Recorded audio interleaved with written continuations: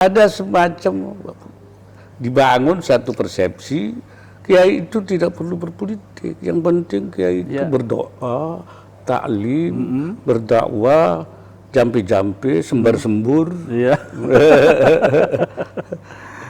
Ini framing ya? Iya.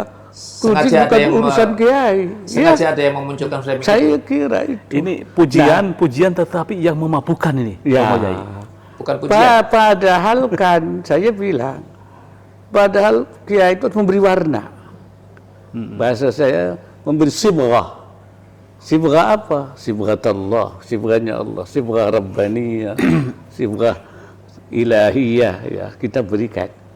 Nah, bisa memberikan warna ketika kiai ikut di dalam berbagai keputusan politik.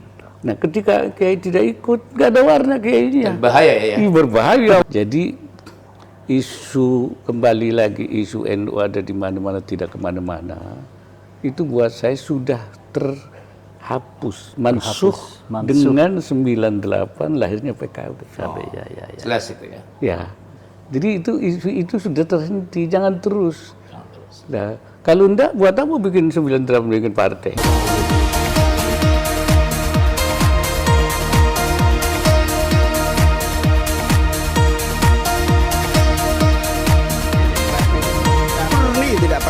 Yai, 27 tahun perjalanan PKB. Selama 27 tahun ini, Abah Yai melihatnya PKB sudah seperti apa? Apa yang sudah diperbuat, yang dilakukan tentunya dalam perjuangan ya, politik. saya kira PKB itu kan up and down ya. Pernah mencapai 3 besar. cukup perolehan yang signifikan, yang lumayan. 1 tahun persiapan sudah nomor 3 dan jadi presiden, bisa mengantarkan presiden. Impian saya dulu tuh, kedua itu jadi nomor 2, ketiga itu jadi nomor 1. Ternyata kan tidak itu yang terjadi. Kemudian terjadi satu penurunan, bahkan pernah terjadi sampai 4,5%. Nah, saya bilang maka saya keluarkan dulu istilah rujuk, sumber rujuk. Rujuk itu artinya PKB-nya kembali pada khitahnya. Orang NU rujuk Nahdliyin pada PKB, balik semua. Rujuk PKB kepada perolehan minimal 13,5%. Kembalikan ini. Naik terus. Tapi belum optimal kan, masih di kisaran. Nah, partisipasi di dalam kenegaraan tentu kita banyak ya memberikan dalam berbagai macam perspektif politik, ekonomi. Nah itu karena itu saya bilang sekarang PKB harus diperkuat. Karena apa? PKB ke depan ini. Ke depan itu pertama itu harus memperbanyak loyalis partai. Jangan loyalis orang. Kalau loyalis orang, orangnya pergi ikut pergi. Loyalis partai. Loyalis partai. Kemudian mengembalikan kesadaran politik kiai. Nah, karena ini gerakan politik kiai, banyak kiai yang kesadaran politiknya hilang, bukan kesadarannya hilang. Kesadaran berpolitik. Kalau kesadarannya hilang itu udah namanya majnun. Itu. Kesadaran terlibat di politik. Politiknya kan. Ada semacam dibangun satu persepsi kiai itu tidak perlu berpolitik, yang penting kiai itu berdoa, taklim, berdakwah, jampi-jampi, sembar-sembur. Ini framing ya? Iya. Sengaja ada yang urusan kiai. Sengaja ada yang memunculkan framing. Saya kira itu. Ini pujian tetapi yang memabukkan ini. Bukan pujian. Padahal kan saya bilang, padahal kiai itu memberi warna. Bahasa saya memberi sibghah.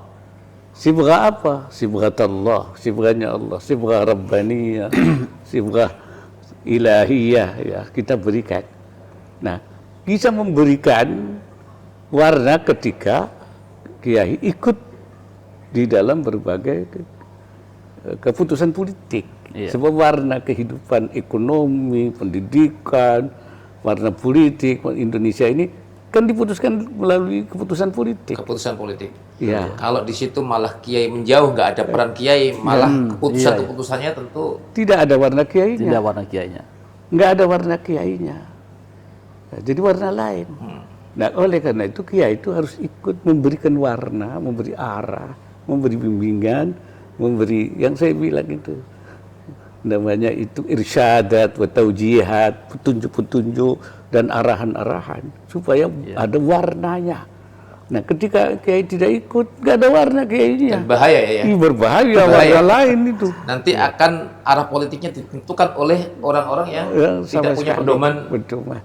Karena itu kesadaran politik kiai yang kemarin mulai terprovokasi, kita balikkan Rujuk.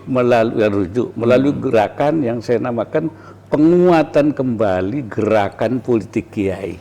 Intinya penguatan kembali gerakan politik kiai, mengembalikan kesadaran politik kiai supaya bisa memperwarna kehidupan Indonesia, warna kiai dalam setiap keputusan-keputusan politik yang diambil. Itu intinya dari situ. Wadahnya apa? Di situ. PKB. Nggak ada warna kendaraan lain, ya PKB. Nggak ada kendaraan lain, wadahnya PKB jelas. PKB. 27 tahun tentu juga ada sosok Gus Muhaimin sebagai ketua umum. Ini bagaimana Abah Yai melihat peran signifikansi kepemimpinan Gus Muhaimin di PKB? Ya saya kira sudah cukup bagus Muhaimin. Ya dia tahan banting juga gitu kan. Dalam kondisi bahaya dan tahu dia konsisten. Ya dia hadapi dengan berbagai kesulitan, hal yang dihadapi, tantangan. Ya. Memang tidak mungkin bisa bangun sendiri itu. Betul. Karena itu harus dilakukan penguatan supaya gerakannya itu lebih masif. Betul. Ya, dan lebih memberikan hasil. Ya, artinya gerakan-gerakannya itu lebih memberikan hasil kalau itu diperkuat dengan satu sistem ya, kerjasama di dalam organisasi itu ya untuk kerja bareng. Betul. Ya, untuk kemaslahatan semua. Iya. Sehingga semuanya bisa berjalan dengan baik dan saling menopang.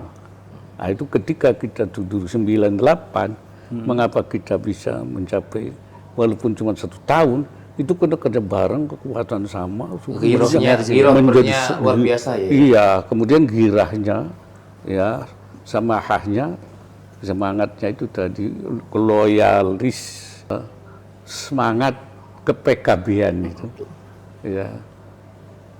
Jadi kalau di NU kita bangun samahah nahdiyah, ya, semangat NU, ya, sehingga orang itu ketika itu nggak ada biaya jalan. Saya bilang apa? Kita berjuang sendiri, itu, saya sebutnya bimobilihim. Apa itu? Dengan mobil mereka, wa motorihim, wa sepedaihim, wa sikilihim. Ya. Ingat dulu itu bikin bendera sendiri, bikin kaos sendiri, kan? Jadi 98 tuh makanya gambarnya PKB itu nggak sama, itu macam-macam itu. Tergantung kadonya. Jadi semangatnya itu semangat betul-betul. Ya itulah saya bilang bimobilihim, yang punya mobil dengan mobilnya, wa motorihim dengan motornya, waspedaihim dan sepedanya, wasikilihim dengan sikilnya. Kalau sekarang ya, langkah-langkah konkretnya harus seperti apa? Ya kita harus membangun tuh semua kesadaran politik dari semua pihak, dari kiai, dari santri, dari kalangan pemuda, ya kesadaran politiknya kembali. Ya. Jadi isu kembali lagi isu NU ada di mana-mana, tidak kemana-mana, itu buat saya sudah terhapus, mansuh dengan 98 lahirnya PKB. Jelas itu ya. Ya, jadi itu sudah terhenti, jangan terus. Nah, kalau enggak, buat apa bikin 98 bikin partai? Betul. Kalau mau suruh kemana-mana. Iya. Dan itu lahirnya jelas dari Keramat Raya. Dari kelompok kantor saya, PBNU. dari saya yang mengambil inisiatif sebagai Rais Syuriah dan ketua harian. Jadi sudah di end itu soal Sudah ada di mana. nggak perlu diperdebatkan lagi. Tidak, sudah selesai. Sudah selesai. Sudah selesai dengan lahirnya PKB. Kita era baru dari 98 itu kita era baru bahwa NU adalah PKB. Mungkin sekarang masih ada yang lupa, harus diingatkan lagi. Dibalikin lagi, rujuk diingatkan lagi, kita perbarui lagi. Rujuk, sumber rujuk. Baik, Romo Yai kemarin dalam pidato 27 tahun PKB, Romo Yai mengatakan bahwa harus menjaga pasal 33. Nah, ini yang menjadi suntikan bagi Prabowo itu kan. Ini kemarin langsung ditanggapi langsung oleh Pak Prabowo. Katanya beliau ini jarang ada tokoh politik yang mau membicarakan tentang pasal 33. Bahkan ada beliau secara jelas menyampaikan, bahkan beberapa tokoh politik itu ada yang menginginkan amandemen untuk menghapus pasal 33 ini. Pak Yai kemarin menjelaskan gamblang di depan Presiden dan para ketua umum parpol, karena hampir semua ketua umum parpol hadir waktu itu. Apa pesan yang sebenarnya ingin disampaikan? Pasal 33 itu inti daripada kita merdeka. Kan merdeka itu, sebelum merdeka itu kan kita tidak bisa mengelola apa-apa, semua diambil oleh orang. Rakyat tidak menikmati apa-apa. Ketika kita merdeka itu, kan kita ingin membalikan pada rakyat. Supaya kekayaan negara ini adalah dikelola sebaik-baiknya untuk kemakmuran rakyat. Disitulah maka dimasukkanlah pasal 33 itu. Itu wujud implementasi kemerdekaan itu ya di pasal itu. Ya, kalau nggak ada pasal itu, rakyat tidak merdeka. Artinya kembali tidak merdeka kalau pasal itu dihapus. Tidak. Karena itu atau ada tapi nggak difungsikan. Atau dimandulkan. Atau semacam diaborsi. Tapi kalau dengan menyampaikan itu, apakah ada indikasi pasal itu agak dilupakan begitu ya? Saya kira sudah lama. Bahkan saya sebelum Wapres itu sudah mengatakan pentingnya ya mengubah arus ekonomi baru Indonesia. Kan saya mengemukakan arus baru ekonomi RBI. Karena selama ini dibangun dari atas, sama dengan apa yang dikemukakan Pak Prabowo, dengan menggunakan teori trickle down effect. Dibangun konglomerasi, nanti diharapkan netes. Kan nggak netes-netes. Dari dulu era Orde Baru nggak netes, sampai sekarang netes. Maka itu kita harus bangun dari bawah. Dari bawah. Tidak berarti kita harus menyingkirkan yang atas. Yang atas harus dimatikan. Tidak. Tapi dibangun sebagai kemitraan. Sama-sama maju, sama-sama baik.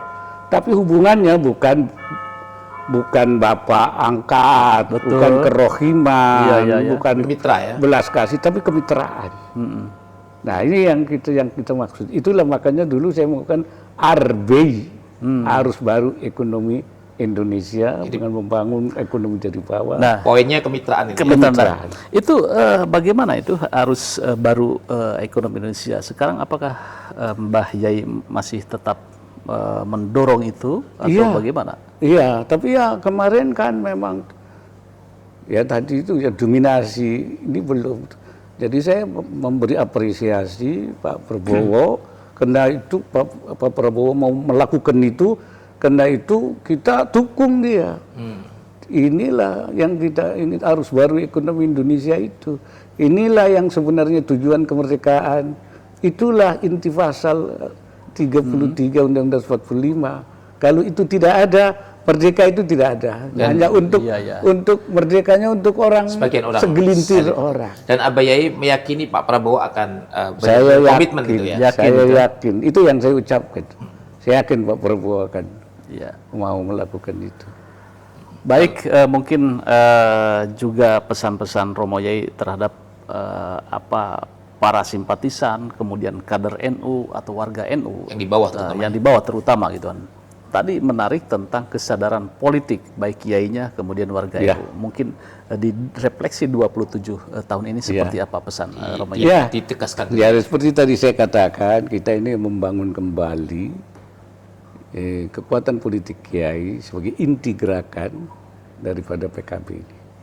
Oleh karena itu saya minta para Kiai bangun lagi, ingat lagi, sadar lagi bahwa peran politik Kiai itu harus diperkuat. Dan ini vital, sangat Vital. Sangat vital. Kemudian warga NU kembali. Sebab memang PKB itu disiapkan sebagai kendaraan politiknya warga NU. Warga NU. Matiyatun nahdhiyin fis siyasah.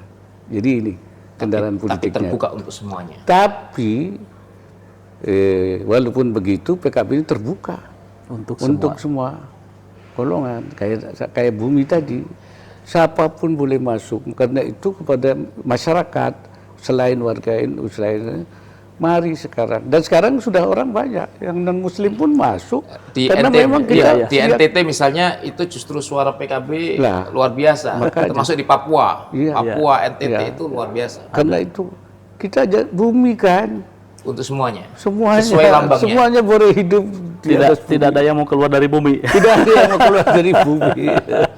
Termasuk bumi itu kemarin yang akhirnya audiens itu care gitu ketika beliau menyampaikan termasuk bumi ini memberikan tambang. Tapi ini sepertinya agak sendiran ini. Nyindir siapa sebenarnya Mbak Romo Yai ini? Iya, memberi banyak tambang kan.